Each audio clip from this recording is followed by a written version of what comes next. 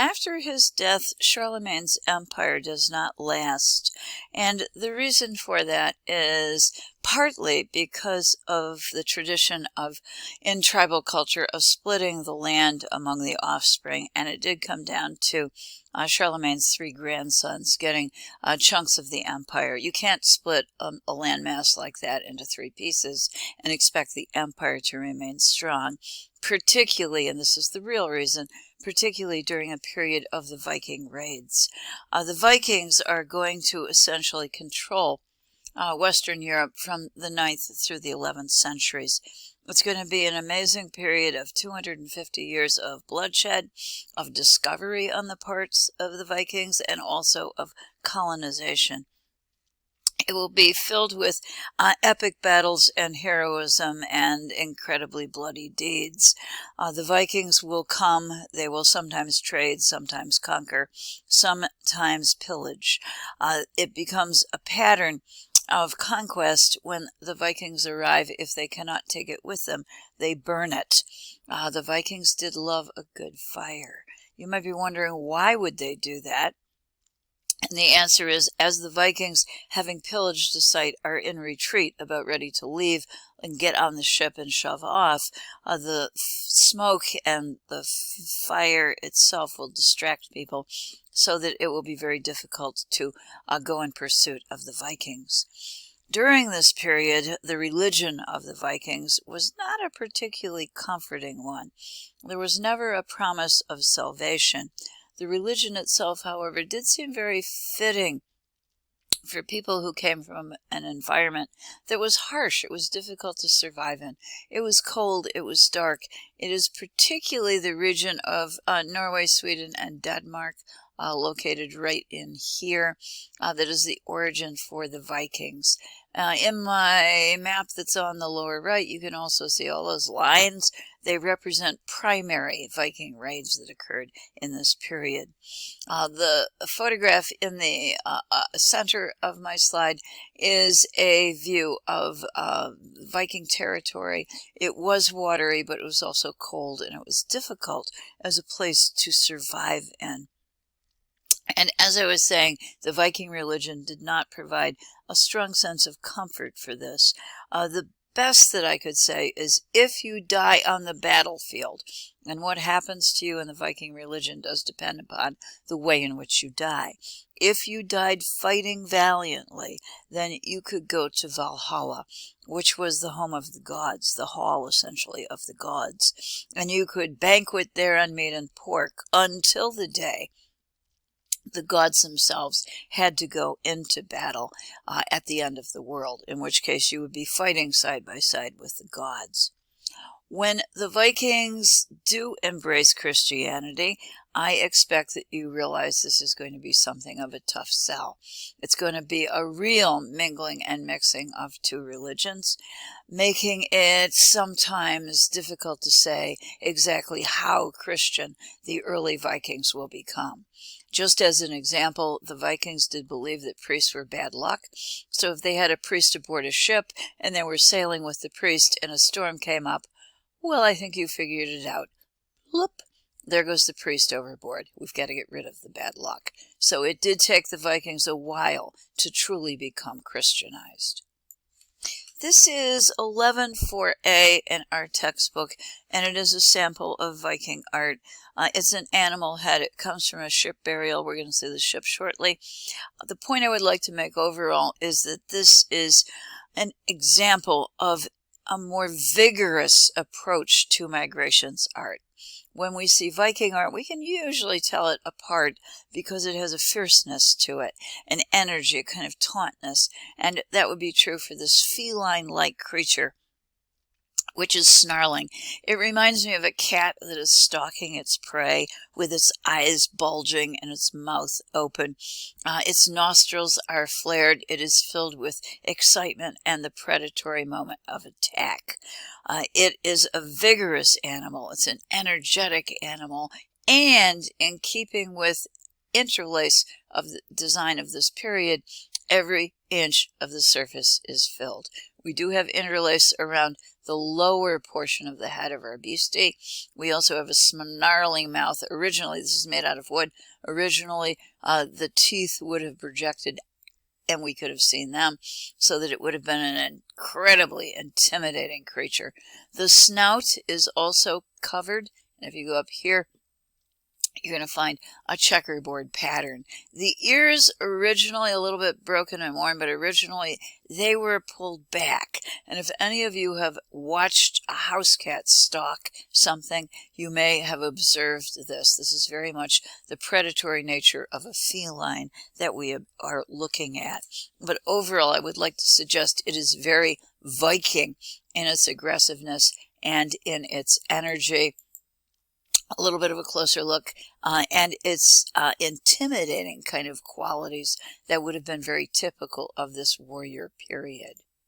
So in summary, I am suggesting that the Vikings are continuing migrations traditions in surface decoration, interlace, and so forth, but that they're bringing to migrations art style an increased vigorousness and perhaps also an aggressive quality that reflects the lifestyle of the Vikings.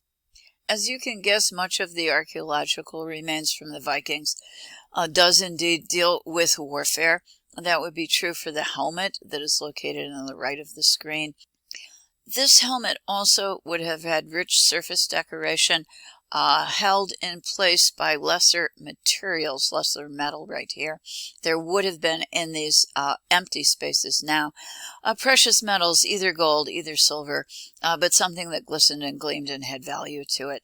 So the surface would have been very active, very vivid, very shiny, and that's one of the traditions of migrations in general, one of the qualities. We also have a little birdie head in the center of the visor area, and a little human head located down here, and some lines extending, maybe we could call them interlace, extending from the area above the eye of the person who would have been wearing this.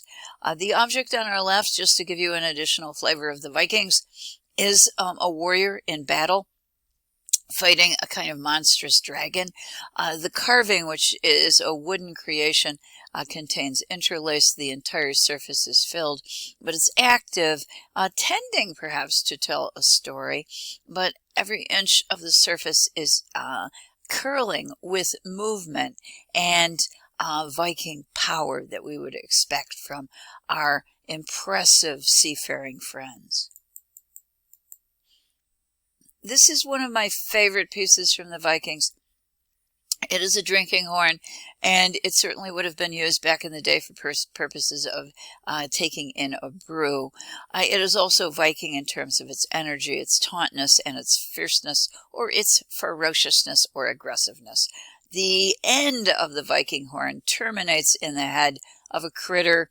Could be a serpent-like critter, could be a feline-like critter, but that's actually biting into the back end of a birdie whose body is tautly stretched and holds the body of the drinking horn with its paws, its fingers, and also bites into the vessel itself. This is typical of what we would find among Viking creations, kind of energy, a tautness, and an aggressiveness that is not always present in the rest of migrations art, at least not to the degree at which we can find it in works by the Vikings. This is the Oseberg ship from the Oseberg ship burial. It's figure 11.4 in our textbook.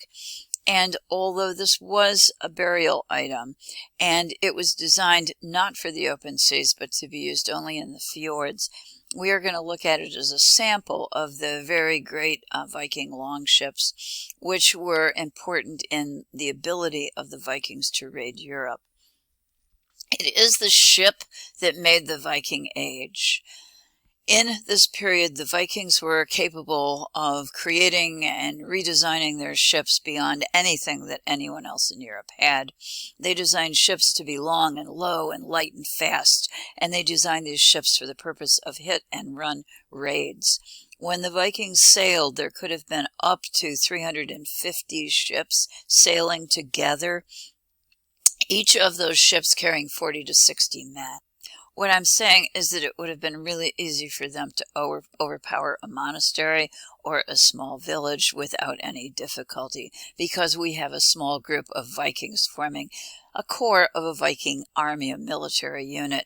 And these men are hard as nails, having spent time together on the sea, very strong and very able. These ships were moved 15 oar holes on each side for the Oseberg ship that we have in our textbook.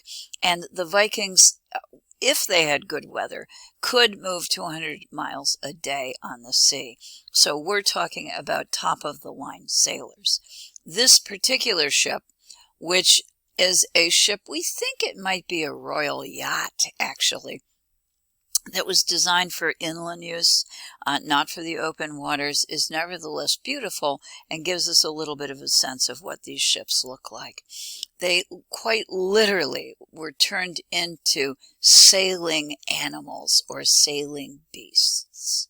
There's carved decoration at the front and the back, stem and stern of our vessel, and at the front of the vessel we get the head of a beastie, and at the back of the vessel, the tail of the beast. Let's take a look.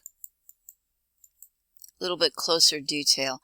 Here it spirals into the tail. This is the front of the vessel, front of the ship, and you can see a head. In other words, the ship itself has essentially become a sea serpent or a dragon, if you would like to think of it that way. It also had decoration, a band of decoration running along the top and running along the keel of the vessel. This decoration followed the traditions of migrations. Here's a detail.